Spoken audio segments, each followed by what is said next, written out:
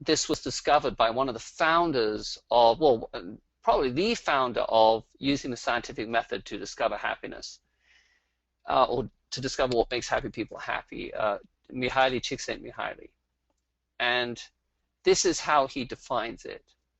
That state in which people are so involved in an activity that nothing else seems to matter. The experience is so enjoyable that people will continue to do it even at great cost, for the sheer sake of doing it. And this skier here might be doing it at great cost. He might fall off the mountain any minute now. So that's a classic example of the experience of flow. I myself experience a huge amount of flow when I'm teaching, when I'm talking about happiness, actually. So I get carried away, and one result of that is that it's now 2:49, and we have 10 minutes for question and answer, which I will try to keep. There are a lot of parallels between flow and philosophy, especially between what Csikszentmihalyi is saying and the Chinese philosopher Zhuangzi. And you'll be looking at this during the course.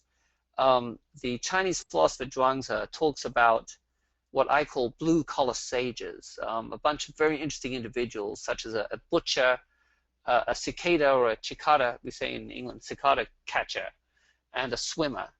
And they're basically artisans who enjoy using their hands, and they discover flow. And he talks about what they're doing in very similar terms to Csikszentmihalyi. It's weird how they didn't know about each other and they lived 2,300 years apart.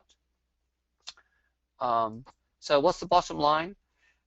With flow, the activity is voluntary, it's enjoyable, it requires skill, but it's not too, it sort of matches.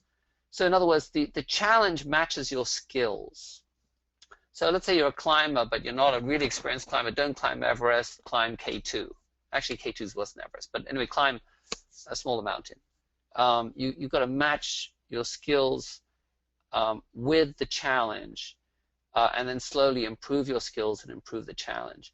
You've got to have clear goals for success, and as a result, you feel in control.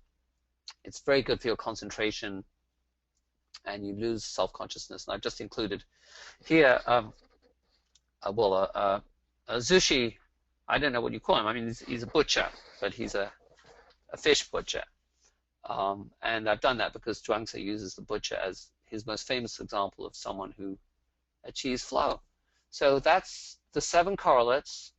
And just to sort of reiterate for a second, and you'll be discovering this during the course. Let's see now.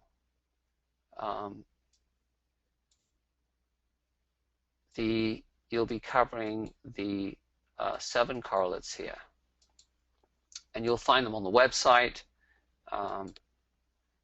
Once again, I'll remind you, go to the science and go to introduction, and there's actually more content on each of the 7 habits, but the introductory page just zips through the 7 correlates.